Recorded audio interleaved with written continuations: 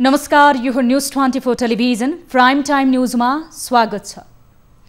मुलुक निर्वाचनमा जान्छ या प्रतिनिधि सभातिर फर्कन्छ, यो कुरा निक्योल सर्वोच्च अदालतमा विचार दिन्छ। तर सरकारले भने निर्वाचनको तयारी धेरै अगाडि बढाइसकेको प्रश्न छ। निर्वाचन आयोगले मतदाता नामावली अध्यावधिक कार्यलाई अघि बढाइसकेको छ भने प्रहरीले निर्वाचनका लागि लाग्ने आवश्यक खर्च सरकार समक्ष पेश गरिसकेको छ। यता प्रधानमन्त्री केपी शर्मा ओलीले पनि प्रदेश 2 सहित गण्डकी, लुम्बिनी र सुदूरपश्चिम प्रदेशमा र दोस्रो चरणमा प्रदेश नम्बर 1 सहित बागमती र कर्णाली प्रदेशमा निर्वाचनको प्रस्ताव गरिएको जानकारी दिनुभएको छ।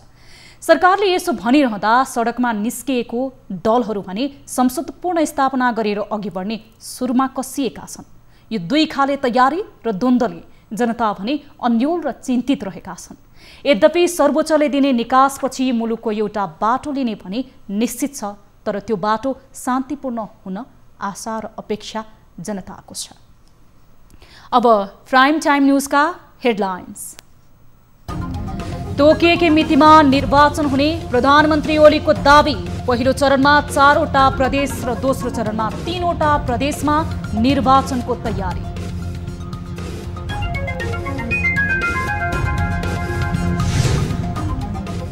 प्रतिनिधि सभा विघटन विरुद्ध नेकपाको प्रदर्शन। प्रधानमन्त्री ओलीको प्रवृत्ति सुधार गर्न नसकेको नेकपा अध्यक्ष दाहालको भनाई। आफ्नो कमजोरीको आत्मा हामीले सेटिङ मिलाइसकेका छौं भन्या छन् धेरै नै। बागमती प्रदेशको प्रदेश सभा बैठक सम्पन्न। मुख्यमन्त्री पौडेल विरुद्धको अविश्वासको प्रस्ताव सदनमा पेश। अर्को बैठक 19 गतेका लागि बोलायो।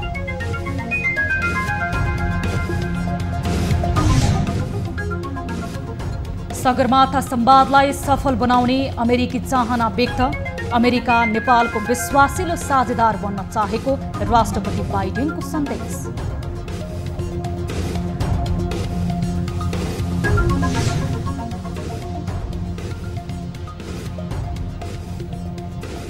र राष्ट्रिय महिला लीग फुटबलमा विभागीय टिम नेपाली पुलिस क्लबको पहिलो जित। प्रतियोगिताको विजेता टोलीले 15 लाख प्राप्त गर्ने।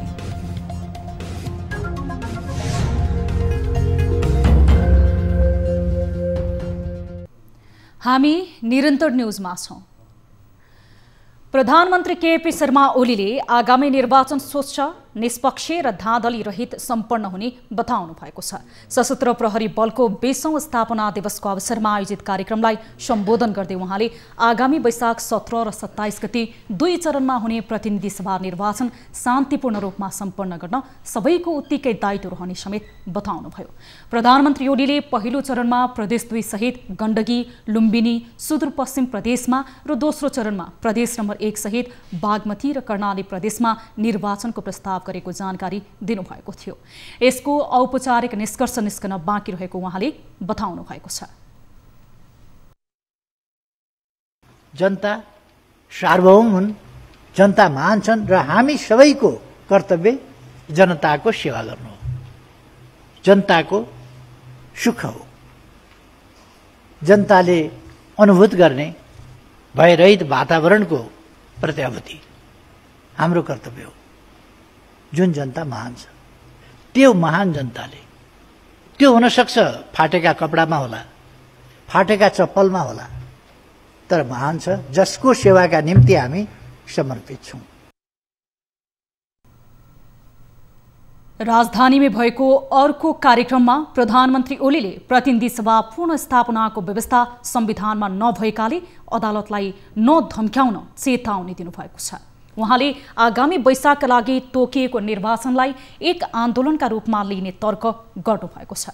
ओलीले माघ 23 गते विशाल जनप्रदर्शन गर्ने र त्यो प्रचण्ड नेपाल समूहको आम सभाभन्दा ठूलो हुने दाबी गर्नुभएको छ।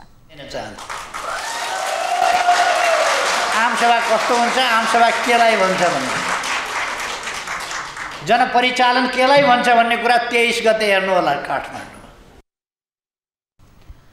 कार्यक्रममा नेकपाका स्थायी कमिटी सदस्य टोप बहादुर रायमाझीले प्रतिनिधि सभा विघटन न्यायोचित र आवश्यक भएकाले यसका विरुद्ध आन्दोलन गर्नुको औचित्य नभएको बताउनु भएको छ। नेकपाका अध्यक्ष पुष्पकमल दाहाल प्रचण्डले प्रधानमन्त्री केपी शर्मा ओलीको प्रवृत्तिलाई सुधार गर्न नसकिएको बताउनु भएको छ। नेकपा प्रचण्ड नेपाल समूहले राजधानीमा आयोजना गरेको विरोध सभालाई सम्बोधन गर्दै प्रचण्डले आफूहरूले विभिन्न उपाय लगाउँदा पनि ओलीलाई सच्याउन नसकिएको बताउनु भएको हो।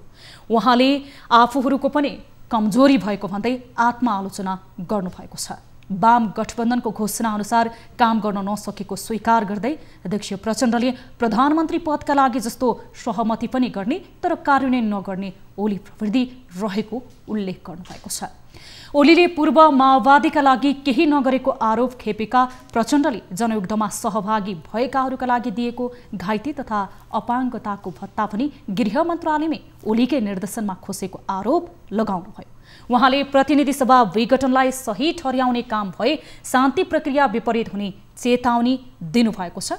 कार्यक्रममा नेकपाका अर्का अध्यक्ष माधव कुमार नेपालले ओली कम्युनिस्ट पार्टी सदस्य बन्न योग्य नरहेको र असंवैधानिक तवरले कदम चालेकाले उनीहरूसँग मिलेर जाने अवस्था नरहेको प्रष्ट पार्नु भएको छ। उहाँले सडकबाट विघटन फिर्ता ल्याउने दाबी पनि गर्नुभएको छ। नेपाल कम्युनिस्ट पार्टी प्रचण्ड नेपाल समूहले काठमाडौँमा शक्ति प्रदर्शन गरेको छ। काठमाडौँका विभिन्न स्थानबाट निस्केको जुलुस र रत्न पार्क स्थित पुरानो बस पार्क अगाडि पुगेको थियो। संविधान विपरीत संसद विघटन गर्ने काम भएकाले प्रधानमन्त्री केपी शर्मा ओलीले आफूहरूलाई सडकमा आउन बाध्य बनाएको प्रदर्शनमा सहभागीले बताएका छन्। त्यस्तै विरोध प्रदर्शन सहितको र्यालीलाई नेतृत्व गरेका नेकपाका स्वपक्षका नेताहरूले प्रधानमन्त्रीले असंवैधानिक कदम चालेको प्रतिनिधि सभा विघटन गरेको र त्यसको विरुद्ध सडकमा आएको बताएका थिए।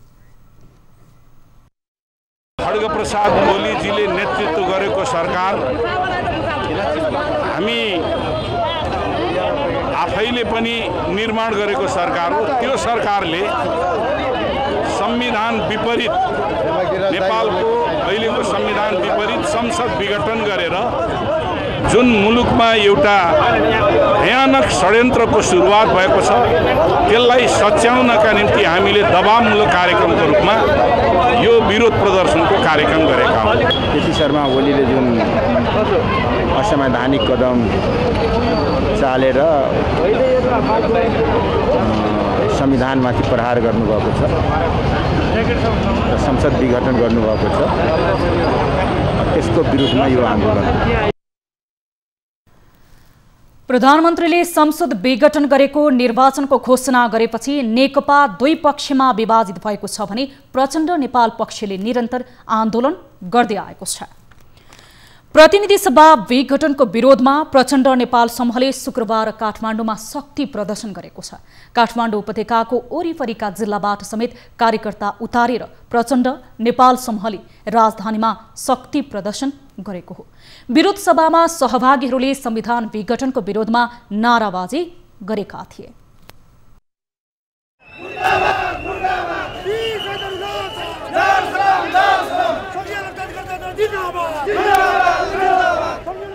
संसद विघटनको विरोधमा प्रचण्ड माधव समूहले काठमाडौँमा शक्ति प्रदर्शन गरेको छ।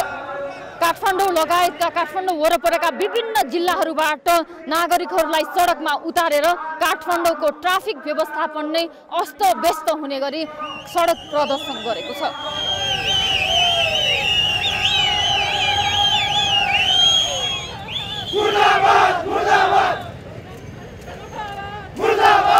संसद विघटनको विरुद्ध असंवैधानिक कुको विरुद्ध अहिले हामी सडकमा छौँ। जनताले ल्याएको संघीयता, धर्मनिरपेक्षता, समानतालाई चाहिँ कुल्चिएर केपी ओलीलाई संविधानलाई अहिले लत्याएर अहिले संसद विघटन गरेका छन्।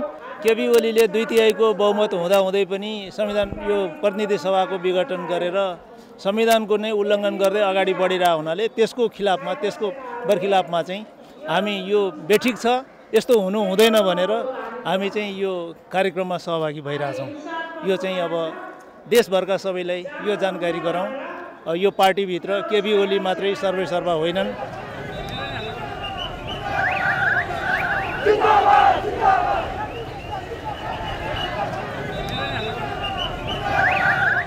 केपी ओलीको व्यक्तिगत सनक र जनताले सिङ्गो नेकपालाई दिएको जुन विश्वास हो त्यो विश्वासघात केपी ओलीले गरेको हुनाले र 3 पुस्तासम्म हाम्रो चाहिँ तीन पुस्तासम्म जुन हामी आन्दोलन गरिरहेका थियौँ त्यसको निरन्तरता फेरि केपी ओलीको कारणले दिन पर्यो। यो दुर्भाग्य भएको हुनाले उनलाई सच्याउन र यो प्रतिगामी कदमलाई सदाका लागि निदान गर्नका लागि हामी जुर्कै उठेर आएका। प्रचण्ड माधव समूहले काठमाडौँमा गरेको शक्ति प्रदर्शनको कारण काठमाडौँको ट्राफिक व्यवस्था अस्तव्यस्त भएको छ। शक्ति प्रदर्शनपछि सभामा विभिन्न वरिष्ठ नेताहरूले सम्बोधन गरेका थिए। आन्दोलनमा सहभागी जनाउनुको कारण चाहिँ कुन पक्ष तपाईलाई मन परेर? यो खास गरिकन नेपालको संविधानमाथि जसरी प्रधानमन्त्रीले हमला गर्नुभयो, जनताको त्याग बलिदान र पसिनाबाट निर्मित भएको संविधानमाथि प्रधानमन्त्रीले हमला गरेको कारणले यो संविधानको रक्षा हुनु पर्यो, संविधानको सर्वोच्चता कायम हुनु पर्यो, नागरिकको सर्वोच्चता कायम हुनु पर्यो, कानुनको सर्वोच्चता कायम हुनु पर्यो भनेर नै हामी आएको। देशमा पटक पटक आन्दोलन भयो र आन्दोलनले के कति उपलब्धि हासिल गर्यो त? अब जनता आफै सचेत हुनुपर्छ र यो प्रश्न पनि सडकमा आउनु अगाडि गर्न आवश्यक छ। पटक पटक विश्वास गरेर सत्तामा पुर्याएका नेताहरूले कति न्याय गरे त जनताका लागि, कतिको देश विकास गरे त? यो प्रश्न पनि अब जनता स्वयंले गर्नुपर्छ र त्यसैले सडकमा आउँदा पनि जनताले बुझेर आउन आवश्यक छ। क्यामेरामा अशोक मानन्दरका साथ टिभी जर्नलिस्ट रिया भण्डारी, काठमाडौँ। महाधिवक्ता अग्नि खरेलले प्रतिनिधि सभा विघटन सम्बन्धी सूचना प्रकाशित गरिएको राजपत्र संवैधानिक इजलासमा पेश गर्नुभएको छ। शुक्रबारको इजलासमा महाधिवक्ता खरेलले राजपत्र पेश गर्नुभएको हो। बिहिबारको सुनवाईका क्रममा अधिवक्ता ओम प्रकाश अर्यालले प्रतिनिधि सभा विघटनको सूचना राजपत्रमा प्रकाशन नभएको भन्दै प्रश्न उठाउनु भएको थियो। त्यसपछि इजलासले महाधिवक्तालाई राजपत्रमा सूचना छ कि छैन भनेर प्रश्न गरेको थियो। महाधिवक्ता खरेलले राजपत्र बुझाएपछि न्यायाधीश अनिल कुमार सिंहले बिहिबार आफूले खोज्दा राजपत्र नभेटेको बताउनु भएको थियो। सरकारले बिहिबार साँझ मात्र राजपत्र प्रकाशन गरेको थियो। महाधिवक्ताले शुक्रबार इजलासलाई राजपत्र दिँदै आफू काम विशेषले बिहिबार अफिस फर्केको बताउनु भएको हो। सरकारले पुस 5 गतेकै मिति राखेर राजपत्र प्रकाशन गरेको थियो। बागमती प्रदेशका मुख्यमन्त्री डोरमणि पौडेल विरुद्ध प्रदेश सभामा दर्ता भएको अविश्वासको प्रस्ताव सदनमा पेश भएको छ। शुक्रबार बसेको प्रदेश सभाको बैठकमा सभामुख सानु कुमार श्रेष्ठले सांसद अरुण नेपाललाई मुख्यमन्त्री पौडेल विरुद्धको अविश्वासको प्रस्ताव सदनमा पेश गर्न अनुमति दिनुभएको हो। अब प्रदेश सभाको आउँदो 19 गते 2 बजे बस्ने बैठकमा अविश्वासको प्रस्तावमाथि छलफल हुनेछ। प्रदेश सभाका सभामुख श्रेष्ठले अर्को बैठकमा छलफल गर्ने गरी शुक्रबारका लागि बैठक सकिएको जानकारी गराउनु भएको थियो। गएको पुस 10 गते सत्तारूढ नेकपाका प्रचण्ड नेपाल समूहका 45 जना सांसदहरूको हस्ताक्षर सहित अविश्वासको प्रस्ताव प्रदेश सभामा दर्ता भएको थियो। प्रदेश सभामा 110 जना सदस्य रहेकोमा 56 जनाले बहुमत पुर्याउनु पर्नेछ। प्रदेशसभामा कांग्रेसका 22, विवेकशील साझाका 3 जना, राप्रपाका 2 जना, नेपाल मजदुर किसान पार्टीका 2 जना र स्वतन्त्र सांसद 1 जना रहेका छन्। नेपालका लागि अमेरिकी राजदूत हेनरी बेरीले जो बाइडेनका प्राथमिकताको सम्बन्धमा प्रधानमन्त्री केपी शर्मा ओलीसँग छलफल गर्नुभएको थियो। बेरीले राष्ट्रपति बाइडेनका शीर्ष प्राथमिकताहरूबारे बिहिबार प्रधानमन्त्री ओलीसँग भेट गरी छलफल गर्नुभएको हो। जलवायु परिवर्तनदेखि आणविक प्रसारणसम्म र साइबर युद्धदेखि कोभिड-19 जस्ता विश्वव्यापी स्वास्थ्य चुनौतीसम्म कुनै मुलुकले एक्लै सामना गर्न नसक्ने साझा चुनौतीहरूलाई सम्बोधन गर्न नेपाल र अन्य देशसँग साझेदारी गर्न चाहेको भेटमा अमेरिकी राजदूत बेरीले राष्ट्रपति बाइडेनको सन्देश प्रधानमन्त्री ओलीलाई सुनाउनु भएको थियो। कोरोना खोपको परीक्षणसँगै अमेरिका सशक्त बनेको राजदूत बेरीले बताउनु भएको छ। बाइडेनको आगमनसँगै अमेरिकाले पूर्ण विश्वको नेतृत्व सम्हालेको उहाँले जनाउनुभयो। राष्ट्रपति बाइडेनले अन्तर्राष्ट्रिय संस्थाहरूसँग अमेरिकाको सम्बन्ध र पूर्ण स्थापना नेपाल लगायत विश्वभरका प्रजातान्त्रिक देशहरूसँगको साझेदारी पूर्ण जीवित गर्ने राजदूत बेरीले बताउनु भएको थियो। राजदूत बेरीले नेपाल जलवायु परिवर्तनको अग्रपंक्तिमा रहेको बताउनुभयो। उहाँले नेपालले सुरु गर्न लागेको सगरमाथा संवादलाई सफल बनाउन मद्दत गर्ने र जलवायु परिवर्तनको प्रभावलाई कम गर्न नेपालसँग मिलेर काम गर्न अमेरिका इच्छुक रहेको समेत बताउनु भएको छ।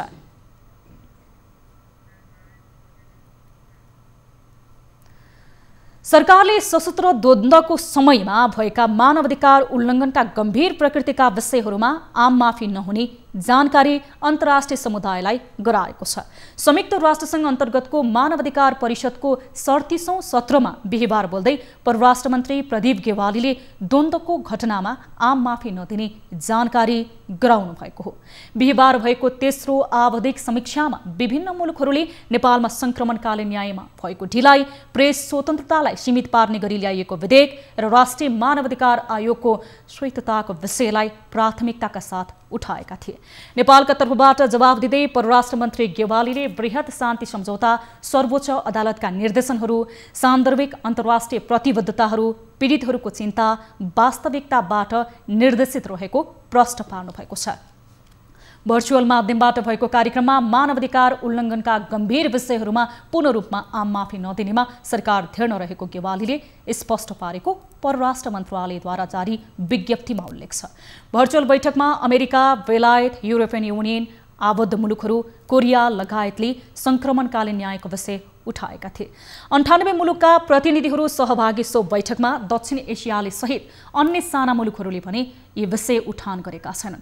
एसियाली देशहरूले भने संक्रमणकालीन न्यायको विषय उठाएनन्, बरु अन्य समग्र मानवाधिकारको विषय उठाएका थिए।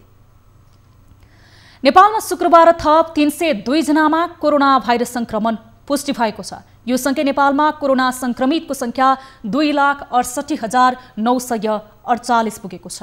त्यस्तै कोरोनाको कारण थप 7 जनाको मृत्यु भएको छ भने हालसम्म नेपालमा 1986 जनाले कोरोनाका कारण ज्यान गुमाएका छन्। त्यस्तै थप 480 जना कोरोना मुक्त भएका छन् भने हालसम्म नेपालमा 2,63,348 जना कोरोना मुक्त भएका छन्। त्यस्तै हाल 3614 जना आइसोलेसनमा र 158 जना क्वारेन्टिनमा छन्। नेपालमा हालसम्म 20,35,301 वटा PCR गरिएको स्वास्थ्य मन्त्रालयको तथ्याङ्कले देखाएको छ। हामीसँग न्युजहरू अझै बाँकी छन्, अहिले लाइभ ब्रेक।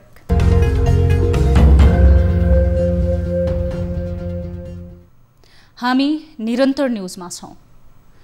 रोल्पामा बाल विवाहको कहाली बढ्दै गएपछि यस विरुद्ध विभिन्न निकाय र केही स्थानीय तहबाट सक्रियता देखिएको छ। यही सक्रियतासँगै 2 महिनाभित्र बाल विवाह गरेका 9 जोडीलाई छुटाइएको छ भने बाल विवाह गर्नेहरूको संख्यामा पनि कमी आउन थालेको छ। एक रिपोर्ट। रोल्पामा प्रहरीले बाल विवाह न्यूनीकरण सम्बन्धी घर दैलो अभियान तीव्र रूपले अगाडि बढाएको छ। इलाका प्रहरी कार्यालय होलेरीले रुन्टीगढी गाउँपालिका र त्रिवेणी गाउँपालिकाका 15 वटा विद्यालयहरू र प्रत्येक गाउँ-गाउँमा पटक पटक पुगेर बाल विवाह न्यूनीकरण सम्बन्धी घर दैलो अभियान गर्न थालेको छ। गरिबी, अशिक्षा र चेतनाको अभावका कारण गाउँ-गाउँमा बाल विवाह बढ्दो छ। यसरी शारीरिक, मानसिक र व्यवहारिक पक्षको परिपक्वताको विकास नभएर गरिने बाल विवाहले परिवार, समाज र अन्ततः सिङ्गो राष्ट्रलाई समेत पछाडि धकेल्ने काम गर्दछ। रोल्पामा प्राय यस्तो घटनाहरू घट्ने गरेका छन्, जुन उमेर नपुगेरै विवाह गर्ने, उमेर नपुगेरै सन्तान जन्माउने, घराइसी कलह, आत्महत्या र 20 वर्ष नपुग्दै छोडपत्र हुने र पछि गएर अभिभावक र बालबालिकाको भविष्य नै बिग्रिने कुरीति समाजको रोग जस्तै बनेको छ। यस्तो गतिविधिलाई न्यूनीकरण गर्न प्रहरीले सचेतनामूलक कार्यक्रम र बाल विवाह गर्नेहरूलाई कारबाही अगाडि बढाएको छ। अलिकति म्याच्योर भइसकेपछि मात्रै बिहा गर्नु। 20 वर्ष पारी जति उमेरमा पनि बिहा गरे पनि हुन्छ। तर अहिले चाहिँ यो स्कुल पढ्दा चाहिँ बिहा गरेर नभाग्नु होला है। तपाईँहरूको गाउँघरमा थाहा भए पनि यी कुराहरू चाहिँ हामीलाई खबर गर्नु होला है। प्रहरीलाई खबर गर्नु, 100मा अथवा 104मा फोन गर्नु होला। तपाईँको वरिपरि कोही साथीको पनि बिहा हुनु लागेको छ भनेपछि आएर सरलाई भन्ने। कसैले जबरजस्ती बिहा गरिदिरहेको हुन्छ होइन, 20 वर्ष नपुगेर बिहा गरिदिरहेको हुन्छ।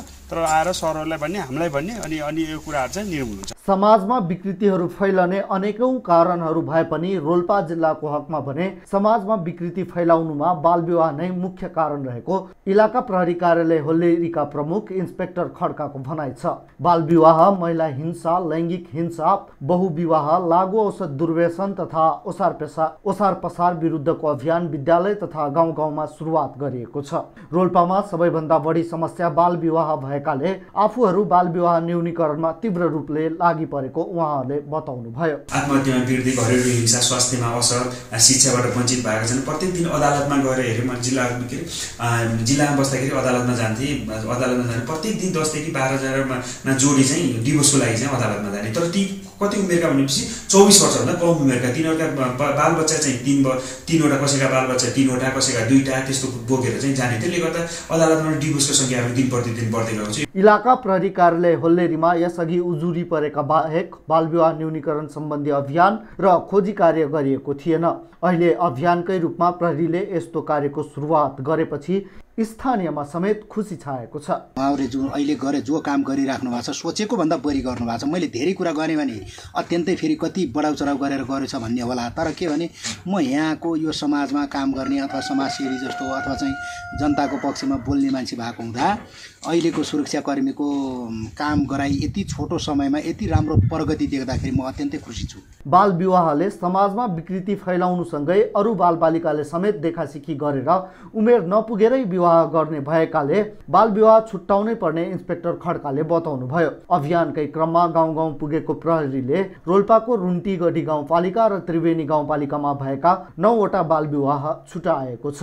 अहिले प्रत्येक बालबालिकालाई अभिभावकको जिम्मा लगाएर विद्यालय पठाउन सुझाव दिएको र विद्यालयहरूमा प्रत्येक दिन फोन गरेर विद्यालय हाजिर भए नभएको समेत बुझ्ने गरेको इलाका प्रहरी कार्यालय होल्लेरी प्रमुख खड्काले बताउनु भयो। प्रत्येक घरमा चाहिँ हामीले चाहिँ घर दैलो अभियान चलाएको छौँ यो बाल विवाह न्यूनीकरणको लागि र भइसकेका बाल विवाहहरूलाई अहिलेसम्म हामीले 9वटालाई चाहिँ पत्ता गरिसकेका छौँ। आज सबैको आफ्नो उनीहरूको प्यारेन्ट्सहरूलाई बुझाइदिएको छु र स्कुलमा पनि जान्छन् स्कुलको हेड सरहरूलाई पनि फोन गरेर सोध्ने स्कुल अहिले ती बालबालिकाहरू चाहिँ स्कुलमा गएर अहिले पढिरहेका छन्। यस्ता अभियान सञ्चालन गर्न स्थानीय तहहरूमा प्रत्येक वर्ष लाखौं रुपैयाँ बजेट विनियोजन गरिने भए पनि रोल्पामा कुनै पनि स्थानीय सरकारले यस्तो अभियान सञ्चालन गरेका छैनन्। तर त्रिवेणी गाउँपालिकाले भने केही वडाहरूमा सचेतनामूलक कार्यक्रमको सुरुवात गरेको छ। समृद्ध समाज निर्माण गर्नका लागि समाजको कुसंस्कार, बेतिथि र विकृतिको जडबाट नै अन्त्य गर्ने आवश्यक छ। रोल्पाबाट टिभी जर्नलिस्ट नन्दराम खड्काको रिपोर्ट। 2 वर्ष अघि नै निर्माण कार्य पूरा गर्ने गरी ठेक्का सम्झौता गरेको रविना कन्स्ट्रक्सनले निर्माण कार्य पूरा नगर्दा जिल्लाको सबैभन्दा ठूलो सरकारी अस्पतालको सेवा प्रवाह खुम्चिएको छ। 2072 सालमा प्राथमिक स्वास्थ्य केन्द्रबाट 50 शय्याको रामपुर अस्पतालमा रूपान्तरित भएसँगै 75 सालको कार्तिक 16 गते अत्याधुनिक भवनको निर्माण कार्य पूरा गर्न 18 करोड रुपैयाँको लागतमा ठेक्का सम्झौता गरेको रविना कन्स्ट्रक्सन कम्पनीले हालसम्म निर्माण कार्य पूरा नगर्दा भौतिक पूर्वाधारको समस्याको कारण स्वास्थ्य सेवाको प्रवाह खुम्चिएको बताएको छ। एक रिपोर्ट। पाल्पाको सबैभन्दा ठूलो सरकारी अस्पतालको भवन निर्माणमा ठेकेदार कम्पनीले चरम लापरवाही गरेको भेटिएको छ। 2 वर्ष अघि नै निर्माण कार्य सुरु गर्ने गरी ठेक्का सम्झौता गरेको रविना कन्स्ट्रक्सनले निर्माण कार्य पूरा नगर्दा अस्पतालको भवन अलपत्र परेको जानकारी कल 24लाई प्राप्त भएको छ। अहिले भवन अलपत्र परेपछि अस्पतालको सेवा प्रवाह समेत खुम्चिँदै गएको छ। रामपुर नगर, गण्डकी बेसी सहित छिमेकी जिल्ला पूर्व नवलपरासी, तनहु, स्याङ्जा जिल्लाका जनतालाई विशेष सेवा सहित स्वास्थ्य सेवा पुर्याउने उद्देश्यले भौतिक पूर्वाधारका लागि सरकारले करोडौं रुपैयाँ खर्चिए पनि निर्माण कम्पनीको ढिलासुस्ती र नियमन तथा प्राविधिक रेखदेख गर्ने कार्यको बेवास्ताका कारण समयमा निर्माण कार्य पूरा नभएको हो। स्थानीय स्तरमै 50 शय्याको अस्पताल बन्न लागेपछि जुन खुसियाली स्थानीयमा छाएको थियो अहिले त्यो निशानामा परिणत भएको स्थानीयहरू बताउँछन्। सरकारको करोडौंको लगानीमा बन्न थालेको भवन म्याद नागेको 2 वर्ष पूरा भइसक्दा पनि बन्न नसकेकोमा गुनासो व्यक्त गरिरहेका छन्। आजभन्दा 5-6 वर्ष अघि जुन अवस्थामा प्राथमिक स्वास्थ्य केन्द्रको रूपमा सेवा दिँदै आएको थियो अहिले पनि उस्तै छ अवस्था। नयाँ भवन बनेको अल्पत्र परेर झार समेत उम्रिएको स्थानीयको गुनासो छ। औषधि उपचारका निम्ति विभिन्न शहरमा धाउने नागरिकले अस्पताल बनेपछि गाउँमै धेरै सेवा सुविधा पाउने अपेक्षा पनि लिएका थिए। निर्माण कम्पनीको लापरवाहीको कारण भवन निर्माण कार्य ढिला हुँदा सेवा प्रवाहमा समेत समस्या परेको गुनासो छ। 51-52 स्थापित भएपछि 3 शैय्याबाट पिएचसीको रूपमा सुरु भयो र पछि यो 15 शैय्याको भयो र यो पछि नेपाल सरकारले 50 शैय्याको बनाएर यसलाई रकम समेत व्यवस्था गरेको र यो 72 सालबाट सुरु भएर सम्पन्न भइसक्न पर्ने तर पनि अहिलेसम्म सम्पन्न नहुँदा यो साह्रै दुःखको कुरा छ। रामपुर क्षेत्रका जनताको आधारभूत स्वास्थ्य सेवालाई सहज रूपमा पहुँच पुर्याउन 15 शैय्याको प्राथमिक स्वास्थ्य केन्द्रबाट 50 शैय्याको अस्पतालको रूपमा परिणत भए पनि भौतिक पूर्वाधारको कारणले सरकारको निर्णय कागजमा मात्र सीमित हुन पुगेको छ।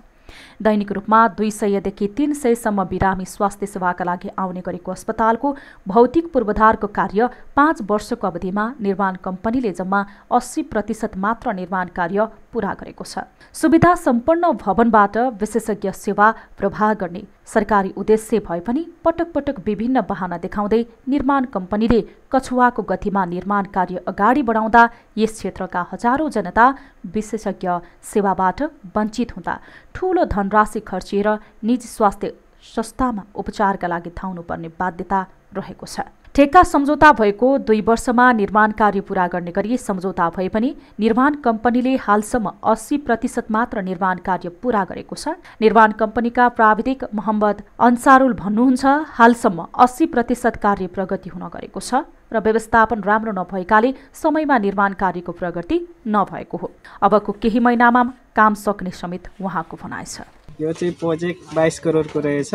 यो चाहिँ 71 सालमा स्टार्ट भएको थियो अनि अहिले 3 वर्ष कम्प्लिट भएर 6 महिना चाहिँ एक्स्ट्रा थप्न लाग्यो। कोरोनाले गर्दा अलिकति काम चाहिँ ढिलो भएछ र हाम्रो चाहिँ अब चाहिँ कम्प्लिट गर्ने टार्गेट हाम्रो 3 महिनामा चाहिँ रहेछ। अब हाम्रो प्रोजेक्टको मियाद पनि सकिएछ, उसको लागि थप्न चाहिँ डकुमेन्टहरू हामीले दिएछौँ अनि त्यसपछि हामीले यो प्रोजेक्ट चाहिँ 3 महिनामा कम्प्लिट गरेर दिन्छौँ। समयमा निर्माण कार्य पूरा गर्न अस्पताल प्रशासनले निर्माण कम्पनीलाई पटक पटक दबाब दिए पनि प्रशासनको दबाब चितकारमा रूपान्तरित भएको प्रशासनले जनाएको छ। भौतिक संरचना अभावका बावजुद पनि पाल्पाको रामपुर अस्पतालले नागरिकलाई सेवा दिँदै आएको छ। 50 शैय्याको रूपमा स्तरोन्नति भए पनि अस्पतालमा नयाँ भवन निर्माण कार्य सम्पन्न नहुँदा 15 शैय्याको भवनबाटै कठिनाईका बीच पनि अस्पतालले नागरिकलाई दैनिक सेवा दिँदै आएको छ। यसअघि प्राथमिक स्वास्थ्य केन्द्रको रूपमा सेवा दिँदै आएको भवनबाटै स्वास्थ्य कर्मीले खुम्चिएर सेवा दिनु परेको छ। भौतिक संरचना तयार नभएकाले 15 शैय्याकै संरचनामा बसेर नागरिकलाई सेवा दिँदै आएको अस्पतालका निमित्त मेडिकल सुपरिन्टेन्डेन्ट डाक्टर विजय परियार बताउनुहुन्छ। 2072 सालमा स्तरोन्नति भएपछि यसले दिने सेवाको दायरा पनि बढेको छ र जनमानसमा पनि त्यो एउटा किसिमको अपेक्षा चाहिँ छ र हामीलाई पनि न्यूनतम सेवा मापदण्डले सुझाए अनुसारको सेवा चाहिँ दिन नसकेको एउटा अभाव चाहिँ महसुस भएको छ। किन भन्दाखेरि विगतको प्राथमिक स्वास्थ्य केन्द्रको भवनमै सम्पूर्ण सेवाहरूलाई खुम्चाएर दिनुपर्दाखेरि चाहिँ हामीलाई गुणस्तरीय सेवा दिनलाई चाहिँ अप्ठ्यारो परेको छ भने जनमानसलाई पनि यस्तो किसिमको सेवा पाइयोस् भन्ने जुन एउटा अपेक्षा हुन्छ त्यसलाई मिट गर्न सकिएको छैन। समयमा निर्माण कार्य पूरा गर्न असक्षम निर्माण कम्पनीलाई नेपाल सरकारले स्पष्ट नीति बनाएर कारबाहीको प्रक्रिया अगाडि नबढाएका कारण रामपुर अस्पताल जस्ता संयौं स्वास्थ्य संस्थाका भवनहरू अल्पत्र अवस्थामा रहेका छन्। सरकारले यस्ता निर्माण कम्पनीहरूलाई कानुनी कठघरामा उभ्याउनु पर्ने देखिन्छ। नेकपा विभाजनपछि एकअर्कोलाई खुल्याइने परिपाटी तीव्र बनेको छ। अहिले दुवै पक्षले आयोजना गर्ने कार्यक्रमका मञ्चहरूमा यसका लागि भरपूर उपयोग हुन थालेका छन्। शुक्रबार नेकपा प्रचण्ड नेपाल पक्षले प्रधानमन्त्री केपी शर्मा ओलीमाथि तीरमाथि तीर प्रहार गर्दा उता ओलीले पनि खुट्टी देखाएर भत्याए भन्दै पुष्पकमल दाहाल प्रचण्ड र माधव कुमार नेपाल पक्षले उतारेको भिडलाई उडाएका छन्। एक रिपोर्ट।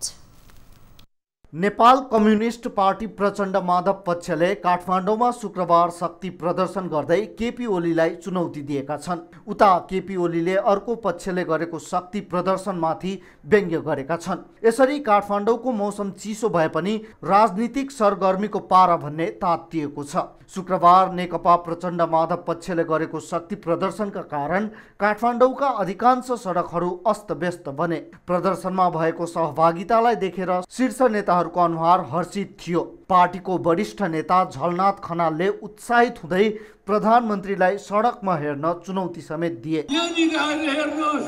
आधिकारिक पार्टीको पक्षमा कति जनता छन्, केपी ओलीले आएर हेर्नुपर्छ। र हामी के भन्न चाहन्छौँ भने हामीले सेटिङ गरेका छौँ।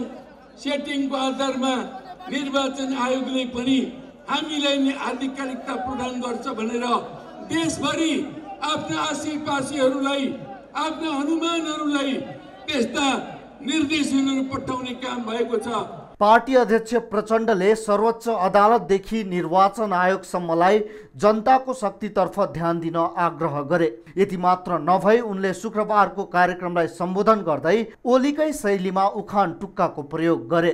अहिले त कालीबहादुर तपाईँलाई त प्रचण्डले हेर्दैन। जनमुक्ति सेनाका कमान्डरलाई जसलाई मैले 10 वर्ष स्कुलिङ गरेर हुर्काएर माया गरेर विकास गरेर एउटा ठाउँमा पुर्याएको ती मान्छेको चाहिँ अब केपीले संरक्षण गर्ने रे। आमाको दुध चुसेर भएन, बाउको भुँडो। योभन्दा लाजो मर्दो अरू हुन्छ? यता प्रधानमन्त्री ओलीले विपक्षीलाई कटाक्ष गर्ने आफ्नो शैलीलाई निरन्तरता दिँदै उस्तै ओठे पारामा जवाब फर्काए। उनले काठमाडौँमा केही मानिसको भिड जम्मा गरेछन् भन्दै खुट्टी देखेर पत्याए भन्दै व्यङ्ग्य कसे। त्यहाँ गरिदिन्छु, यस्तो गरिदिन्छु, उस्तो गरिदिन्छु। धेरै धाक नलाए हुन्छ, यसो 1-2वटा जुलुस गर्ने नि सानातिना। म उहाँहरूलाई भनिदिन चाहन्छु, खुट्टी देख्दै पत्याइयो कति बाँच्नु आएको तपाईँले भन्ने, कति बाँच्नु आउनुहुन्छ भन्ने कुरा। साथै प्रधानमन्त्री ओलीले आफ्नो पक्षले पनि शक्ति प्रदर्शन गर्न सडकमा उतार्ने घोषणा समेत गर्न भ्याए। क्यामेरामा कान्छु डङ्गोल र श्यामहरि पुरा सैनीका साथमा टिभी जर्नलिस्ट प्रशान्त ठाकुरको रिपोर्ट। भेटेनरी नियमन निर्देशिका 2075ले मुलुकको अर्थतन्त्रको महत्त्वपूर्ण स्थान पशु चौपायाले ओगटेको निष्कर्ष निकालेको छ। सरकारले पनि हरेक स्थानीय तहमा भेटनरी पशु अस्पताल हुनुपर्ने व्यवस्था गरेको छ। तर पर्साको बहुदरमाई नगरपालिका वडा नम्बर 6 मा रहेको गर्मिया पशु भेटनरी कार्यालयको अवस्था दुःखलाग्दो छ। न त भेटनरी कार्यालयमा पशु चिकित्सक छन्, न त पशु चौपायाको लागि चाहिने औषधि नै छ। त गाउँमा सरकारी भेटनरी कार्यालयको भवन मात्र, तर उक्त कार्यालयमा चिकित्सक नहुँदा त्यहाँका स्थानीयहरू अन्य निजी भेटनरीमा गएर आफ्ना चौपायाको उपचार गराउन बाध्य बनेका छन्। एक रिपोर्ट। यो दृश्य पर्साको बहुदरमाई नगरपालिकामा रहेको एक मात्र पशु भेटनरी कार्यालयको हो, जहाँको अवस्था हेरिसक्नु छैन। नगरपालिका भरिकै एक मात्र भेटनरी कार्यालय भए तापनि कार्यालयमा पशु चिकित्सक नहुँदा त्यहाँका स्थानीयहरू ठूलो समस्यामा परेका छन्। सरकारी भेटनरी चिकित्सक नभेटिनु र भेटिएको खण्डमा पनि कार्यालयमा औषधि नहुँदा आफूले अन्य निजी भेटनरीमा जानु परेको गुनासो स्थानीयको छ। समस्या तो ये बात है, दुख होता माल जाल के वो समस्या कोई देख नहीं सकत, माल जाल मर जाता अलग है। साथै आफूले पशु चौपाया पालेर जीविकोपार्जन गर्दै आएको तर गाउँमा भेटनरी कार्यालय भए पनि चिकित्सक नहुँदा ठूलो नोक्सानी हुने गरेको उनीहरूको दुखेसो छ। मौसी अस्पतालको डाक्टर छ त्यहाँ गाउँमा, त मतलब औषधि ल्याएर खुवाउनु पर्छ। यता सरकारले हरेक कार्यालयमा होर्डिङ बोर्ड अनिवार्य हुनुपर्ने नीति लिएको छ। अझ नागरिक बडापत्र पनि देखिने स्थानमा प्रष्ट हुनुपर्छ। तर पर्साको बहुदरमाई नगरपालिका वडा नम्बर 6 मा रहेको गम्रिया भेटनरीमा भने कुनै बोर्ड समेत रहेको छैन। भएको होर्डिङ बोर्ड पनि च्यातिएर कार्यालयको नामै चिनिसक्नु छैन। तर यो विषयलाई लिएर स्थानीयले बारम्बार नगरपालिकामा गुनासो गर्दा पनि कुनै सुनवाई नभएको उनीहरूको आरोप छ। ठेकेदारको लापरवाहीका कारण मुगुको छायानाथ रारा नगरपालिका वडा नम्बर 1 र 13 लाई जोड्ने भट्टीचौर पुल 5 वर्षसम्म पनि निर्माण हुन सकेको छैन। 2 वर्षमा बन्नुपर्ने भट्टीचौर पुल 5 वर्ष बितिसक्दा पनि निर्माण नभएको स्थानीयले बताएका छन्। साथै पुल निर्माणको लागि 2 पटक भएको सम्झौता समेत सकिँदा निर्माणमा ठेकेदारले कुनै सुरसार नै नगरेको देखिन्छ। तर हालसम्म निर्माणका लागि भन्दै 10 करोड बजेट भने भुक्तानी भइसकेको छ। एक रिपोर्ट। मुगुको रारा छायानाथ नगरपालिका 1 र 13 मा निर्माणाधीन भट्टेचौर पुल 5 वर्ष पुग्दा पनि बन्न सकेको छैन। 2073 सालबाट निर्माण कार्य सुरु भएको आयोजनाको काम 2075 मा सक्ने गरी जिल्ला विकास समितिको कार्यालयले 13 करोड लगानीमा आशिष पृथ्वी गुरुङ कन्स्ट्रक्सनसँग सम्झौता गरेको थियो। तर पहिलो सम्झौता सकिएर दोस्रो सम्झौता पनि सकिँदा भट्टेचौर पुलको काम भने अगाडि बढेको छैन। जिल्लाको सदरमुकामसँगै दुर्गमका बस्तीहरू जोड्न पुल निर्माण हुन लागेको पुल नबनेपछि त्यहाँका स्थानीयहरू निराश बनेका छन्। भट्टेचौर पुल बुन्दिया त सर हामी सजिलो हुनेछ, हामी 2 घण्टा बाटो सदरमुकामगढी जानको लागि। तर सर यो भट्टेचौर पुल यो ठेकेदारले लिया भने हामीले त त्यो ठेकेदारले पनि चिनिया छैन। त्यो ठेकेदारको क्या 1 वर्ष गरेर काम गरेको 6 महिना काम गरेको त्यो गरेर ठेकेदारले अहिले लापरवाही छ, त्यो त्यतिकै छ। विशेष गरी थार्प, रुङ्गा, तीर्थ, लह, लापु, लुम, वाम, पैपाटा, दर्केलबाडा लगायत दर्जनौं बस्ती र हुम्ला जिल्लाको तल्लो बस्तीका मानिसहरूको आवजावतको सहजको लागि 13 करोडमा भट्टेचौर पुल निर्माण हुने लागेको हो। निर्माणको जिम्मा पाएको आशिष पृथ्वी गुरुङ कन्स्ट्रक्सनले पहिलो किस्ता 1 करोड 50 लाख रकम पेशकी लिए पनि पुल निर्माण हुने स्थानमा पुलले गति लिन सकेको छैन। तर पनि ठेकेदार कम्पनीले आयोजना निर्माण हुने स्थानमा ठूला चट्टान लागेको भन्दै काम बीचमै काम अल्पत्र पारेर हिँडेको छ। पुलको बारेमा सर अहिले 6-7 वर्ष भयो यो पुल निर्माण गर्ने भनेर अब त्यो ठेकेदारले अब के गरिरहेछन्, लापरवाही गरिरहेछन्। अब प्रदेशको मुख्यमन्त्री पनि अस्ति यही बाटो भएर हुम्ला जानुभएको थियो। यो ठाउँको अवस्था देख्नु भइसक्यो हो, तर यसको लागि केही गर्न सकेका छैनन्। पुलको जग खन्ने क्रममा ठूलो चट्टान लागेकाले काम गर्न नसकेको भन्दै ठेकेदार कम्पनीले काम छाडेपछि पुल 2075 सालमा दोस्रो पटक 9 करोडमा डिजाइन परिवर्तन गरी ठेक्का सम्झौता भएको थियो। तर ठेकेदारको चरम लापरवाहीका कारण 2 चोटि सम्झौता हुँदा पनि पुल निर्माण हुन सकेको छैन। यो विषयमा कर्णाली प्रदेशका मुख्यमन्त्री महेन्द्र बहादुर शाहले अब निर्माण कम्पनीले नगरी कारबाही गर्ने बताए पनि ठेकेदार कम्पनीले 2 वर्षदेखि पुल अल्पत्र पार्दा पनि मुख्यमन्त्री साई भने यो विषयमा बेखबर छन्। काम गरेको त भोलि त्यत्तिकै फस्ने भन्ने कुरा त छैन, पैसा लिइसक्या पनि छ भने अनि फेरि तपाईँको चाहिँ आधा काम भएको हामीले फेरि टेन्डर चाहिँ तोडेर नयाँ टेन्डर गर्नु पनि हाम्रो लागि छिटो हुँदैन, झन् ढिला हुन्छ। पहिलो चरणमा पुल निर्माण स्थानमा कडा चट्टान आएको कारण काम गर्न नसकेको बताउने निर्माण पक्षले पूर्ण सङ्घ र प्रदेश कुन निकायलाई भुक्तानी दिने भन्ने अन्योलता भएका कारण काम गर्न ढिलाइ भएको निर्माण पक्ष बताउँछ। पुल निर्माण कार्य अलपत्र पारेको निर्माण कम्पनीले उल्टे निर्माण स्थलमा लगिएका सामान बिग्रेकाले क्षतिपूर्ति तिर्नुपर्ने र समय थप्नुपर्ने बताउँदै आएको छ। अहिले यो सार्वजनिक खरिदको नयाँ नियमको कारणले गर्दा हामी अलिक काम गर्ने वातावरण मिलिरहेको छैन सर। यो म्याद थप हामीलाई हुने बित्तिकै यो अफिसबाट जुन म्याद थप भएन भने काम सुरु गर्न असमर्थ नै छ सर। म्याद थप भयो भने काम सुरु गर्छ। पुल निर्माण नहुँदा 14 मिनटमा जिल्ला सदरमुकाम पुग्ने स्थानीय 2 घण्टा लगाएर वा तुइनमा जोखिम मोलेर सदरमुकाम जान बाध्य छन्। तर पुल निर्माणका लागि सरकारी निकायबाट ताकेता नभएकोमा स्थानीयको गुनासो छ। अब बिजनेस न्यूज।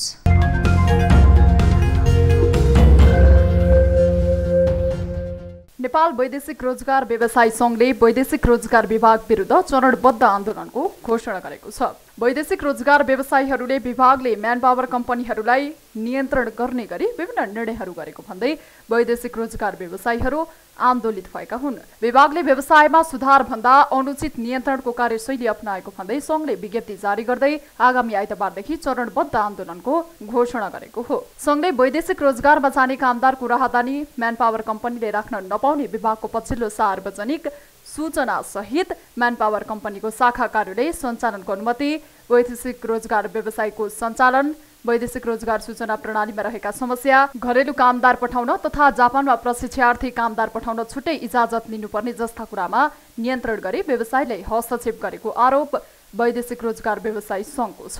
वैदेशिक रोजगार व्यवसायी संघका अध्यक्ष विष्णुप्रसाद गैरेले आइतबारबाट आन्दोलनको कार्यक्रम तय भएको बताएका छन्। उता वैदेशिक रोजगार विभागले भने नेपाली श्रमिक तथा कामदारको हितमा काम गर्न लागेको व्यवसायलाई व्यवस्थित मर्यादित बनाउन लागेको महानिर्देशक कुमार प्रसाद दाहालले बताएका छन्। विभागले सुधारको काम नगरी नियन्त्रण र हस्तक्षेप गरेको भन्दै व्यवसायीले सडक आन्दोलनको कार्यक्रम तय गरेको जनाएका छन्।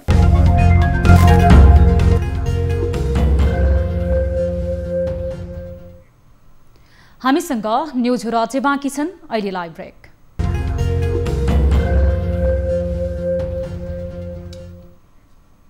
हामी निरन्तर न्युजमा छौँ। अब स्पोर्ट्स न्युज।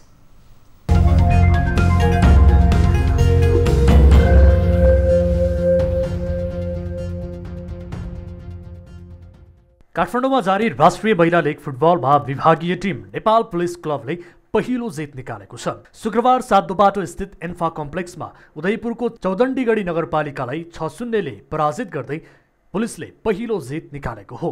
पुलिसको जितमा रेखा पौडेल र सृजना खड्काले 2-2 गोल गरिन् भने अमृता जैसी र निर्मला विकले 1-1 गोल गरिन्। डबल राउन्ड रोबिनको आधारमा खेलाइएको महिला लीगमा 7 टोलीको सहभागिता रहेको छ।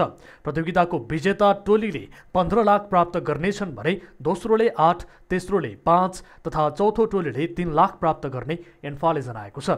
यस्तै प्रतियोगिताको सर्वोत्कृष्ट खेलाडीले 1 थान स्कुटर प्राप्त गर्दा विधागत उत्कृष्ट खेलाडीले जनही 50,000 प्राप्त गर्नेछन्।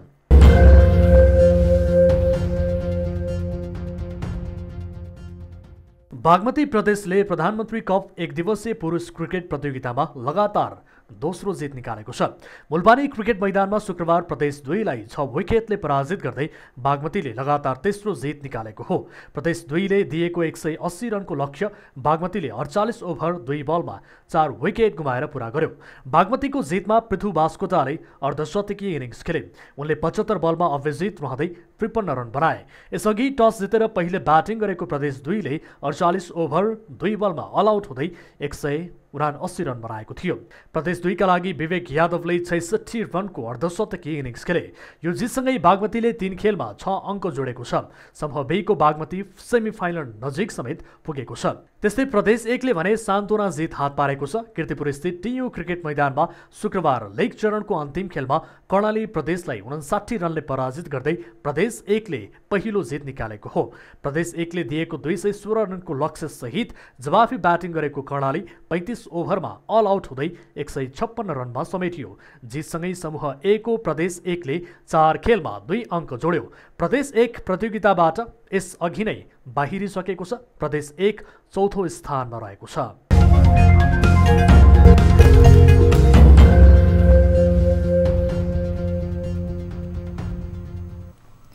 प्राइम टाइम न्युज सक्नु अघि अहिलेसम्मका हेडलाइन्स पुनः एकपटक। तोकिएकै मितिमा निर्वाचन हुने प्रधानमन्त्री ओलीको दाबी। पहिलो चरणमा 4वटा प्रदेश र दोस्रो चरणमा 3वटा प्रदेशमा निर्वाचनको प्रस्ताव।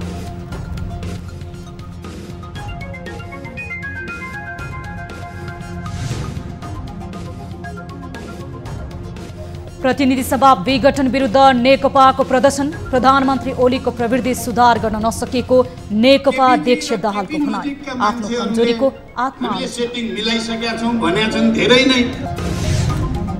बागमती प्रदेशको प्रदेशसभा बैठक सम्पन्न। मुख्यमन्त्री पौडेल विरुद्धको अविश्वासको प्रस्ताव सदनमा पेश। अर्को बैठक 19 गतेका लागि बोलाइयो।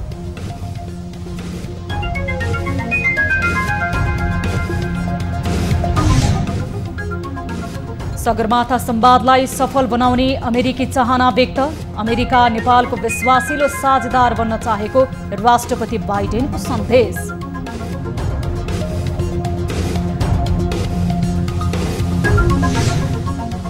र राष्ट्रिय महिला लीग फुटबलमा विभागीय टिम नेपाल पुलिस क्लबको पहिलो जित।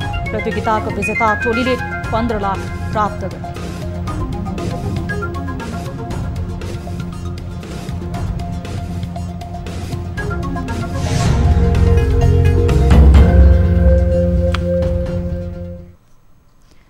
प्राइम टाइम न्युज अहिलेलाई यति नै। थप न्युजको लागि हाम्रो वेबसाइट www.news24nepal.com हेर्न नभुल्नुहोला। साथै तपाईले हामीलाई फेसबुक, ट्विटर र युट्युबमा पनि फलो गर्न सक्नुहुनेछ। यस्तै मोबाइल, भाइबर, इमेलबाट कुनै समस्या र गुनासो छन् भने हामीलाई प्रत्यक्ष रूपमा सम्पर्क राख्न सक्नुहुनेछ। हामी निरन्तर न्युजमा छौँ। नमस्ते।